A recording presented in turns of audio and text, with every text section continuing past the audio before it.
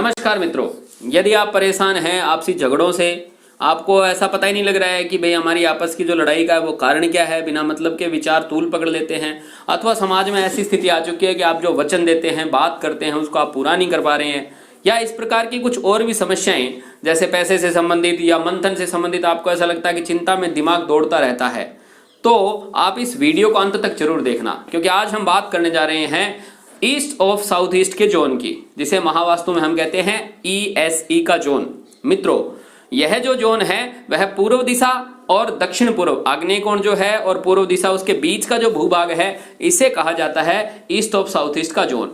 पूर्व दक्षिण पूर्व यह जो क्षेत्र है, यह चिंतन, विश्लेषण और प्रतिबद्धता का क्षेत्र भी कहा जाता है। इस क्षेत्र की जो ऊर्जा है यह आपके विचार को प्रभावित करती है और आपको चीजों की गहरी समझ प्रदान करती है। अगर यह क्षेत्र कट है, यानी कि आपके घर के अंदर यह भूभाग बहुत कम है, तो मित्रों आपका जो विचार है ना वह हो ही नहीं पाएगा। बिना विचारे उस घर के अंदर काम होते रहेंगे, और शास्त्र कहता है बिना विचारे जो करे सो पाछे पछताए, सो पाछे पछताए। मित्रों, जग में होत हंसाए। लोग फिर हंसते हैं बिना विचारे जब आप काम करते हो। क्यों?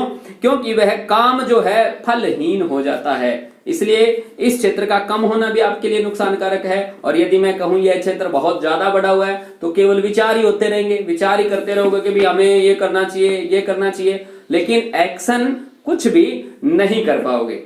यदि यह भूभाग आपके घर में बिल्कुल बैलेंस स्टेट में है, तो आपका जो मनस है ना वह भी बैलेंस रहेगा। आप विचार को कितना करना है ये आपको अच्छे से पता होगा। सही से विचार कर पाओगे, सही से मंथन कर पाओगे, तो वह डिसीजन देगा आपको ऐसा जो आपके लिए फ्रूटफुल है।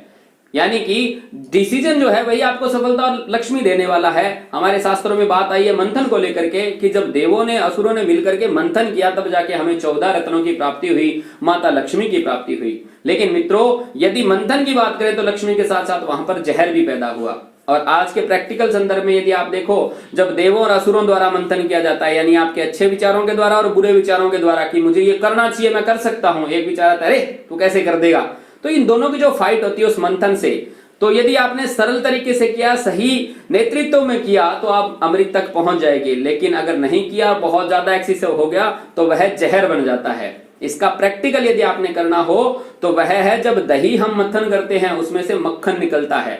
लेकिन जो लोग आयुर्वेद जानते हैं उन्हें पता है यदि इस मक्खन को भी ज्यादा मंथन कर दिया जाए कई बार, तो वह जहर बन जाता है। इसलिए मैं आपसे निवेदन करूंगा कि इस जोन को अपने घर में हर हाल में बैलेंस रखना। यदि यहाँ का इम्बैलेंस हुआ तो आप सोचते विचारते रहोगे कि पता नहीं गड़बड़ क्या है, पता नहीं गड़बड़ क्या है, लेकिन यदि इसको सही कर लिया तो आप सही डिसीजन पे पहुंचोगे। जीवन के हर क्षेत्र के अंदर हर पल हम एक मंथन में रहते हैं, कहाँ बैठना है, कहाँ नहीं बैठना, कहाँ बोलना है, कहाँ नहीं बोलना, क्या बोलना है, कहाँ आपने किसके पैरों को छूना है और किससे आपने नजरें मिलाना है, ये सब बातें आपके मंथन के ऊपर डिपेंड करती है। इसलिए यह जोन जो है, यह एक्टिविटी जो है आपके दिमाग की सबसे महत्वपूर्ण है, तो यह जोन भी आपके वास्तु के दृष्टिकोण से सबसे महत्वपूर्ण है। अब यदि पैसे की बात करूं, बता चुका हूं कि एक डिसीजन आपको पैसे देगा, लेकिन यदि बात करूं रिश्ते की, तो रिश्ते के संदर्भ में भी हमें यह बात देखनी होगी कि किन चीजों को तो हमें भूलना है और किन चीजों को हमें छोड़ना है। और अच्छे रिश्ते या सच्चा रिश्ता तभी लंबा चल पाता है जब आप दर्दनाक हिस्से जो है ना उस रिश्ते से संबंधित ऐसी बातें जो पेनफुल है उन्हें आप छोड़ दें और लेट गो कर दें, तो वह रिश्ता लंबा चलता है। सच्ची गहराई उन रिश्तों में आती है जब आप उसकी अच्छाई को याद रखते हैं और कुछ जो बुरे हिस्से हैं दर्द वाले उन्हें आप फॉरगेट कर देते हैं। इसलिए इस जोन की संतुलितता पर आप पूरा फोकस रहिए। अब बात करते हैं कि क्या वो ऐसे असंतुलन हैं जो आपके इस जोन को खराब कर देते हैं। सबसे पहला असंतुलन, जैसा मैंने आपको पहले बताया, यह जोन बहुत ज्यादा बढ़ा हुआ नहीं होना चाहिए और बहुत ज्यादा घटा हुआ भी नहीं होना चाहिए। पहली बात ये आपने ध्यान में रखनी चाहिए। दूसरी बात, यहाँ पे आपने कोई धातु की ज्यादा बहुत सारी चीजें नहीं रखनी है। जैसे आप बात करो लोहे की कोई चीज बनी हुई है, धातुओं से संबंधित कोई भी चीज है वो आपको यहाँ पे स्टोर नहीं करना चाहिए। सफेद रंग भी यहाँ पर करने से बचना चाहिए, क्योंकि यह इसका विरोधी तत्व जो है उसका कलर है। वैसे जैसा मैं हमेशा बताता हूं, एक घर के अंदर ये कोई कॉमन कलर है, आपने जो यदि कोई ऐसा कलर कर रखा है जो पूरे घर में है, फिर ज्यादा चिंता की बात नहीं है। लेकिन स्पेसिफाई इसी जोन के अंदर केवल सफेद हो, बाकी सब जगह अलग अलग हो, तो वह आपके लिए पीड़ादायी है। यह इसका मुख्य इम्बैलेंस है। इसके अलावा यदि बात करो, यदि यहाँ पर आपने अपने घर का मुख्य प्रवेश द्वार बना दिया, महावास्तु की फिलोसफी के हिसाब से यहाँ पर दो मुख्य प्रवेश द्वार आते हैं, E6 का आता है, E7 का आता है। E6 का जो प्रवेश द्वार है वहां पर यदि आप आना जाना करते हैं, रोजाना आपके घर में लोग आते हैं, तो आपको ऐसा प्रतीत होगा जैसे आप जो वचन दे देते हैं, आप अपनी बात जो कर देते हैं उस पर कायम नहीं रह पाते हैं। यह आपको सबसे ज्यादा पीड़ा देने वाला है। और यदि आपका E7 का डोर आ गया तो फिर आप लोगों के अंदर यानी परिवार के अंदर आप एक चीज देखोगे कि निर्मम व्यवहार की एक प्रवृत्ति सी बनती जा रही है। मतलब कुल मिला के प्रवेश द्वार यहाँ पे होना गलत है।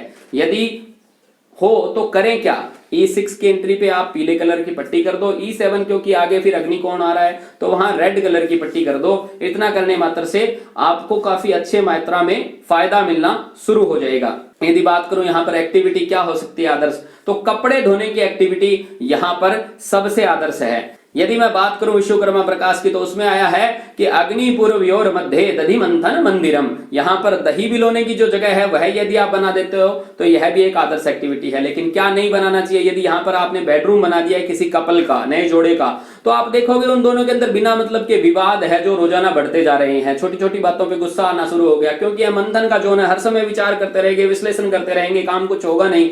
इसलिए वो जो फ्रस्ट्रेशन है वह गुस्से के रूप में एक दूसरे पे निकालना शुरू कर देंगे। यदि यहाँ पर 40 साल से प्लस के किसी व्यक्ति का बेडरूम है तो 100% यह देखा गया कि वह डायबिटीज का रोगी हो जाएगा। इसलिए यहाँ पर बेडरूम बनाने से भी बचना चाहिए। यदि यहाँ पर आपने किचन बना दिया तो भी बिना मतलब के जो मुद्दे हैं उन पर व्यर्थ में बहस में पढ़ने लग जाओगे, परिवार जो है बहस में पढ़ना शुरू कर देगा।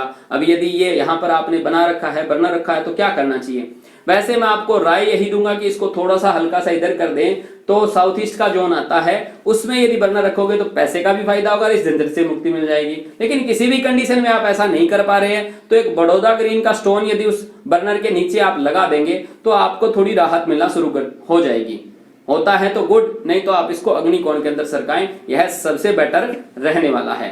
मित्रों, आपका मंथन सही हो, आपको सही से लक्ष्मी की प्राप्ति हो, आपके रिश्ते बहुत मधुर हो, इन्हीं शुभकामनाओं के साथ जय सिया राम।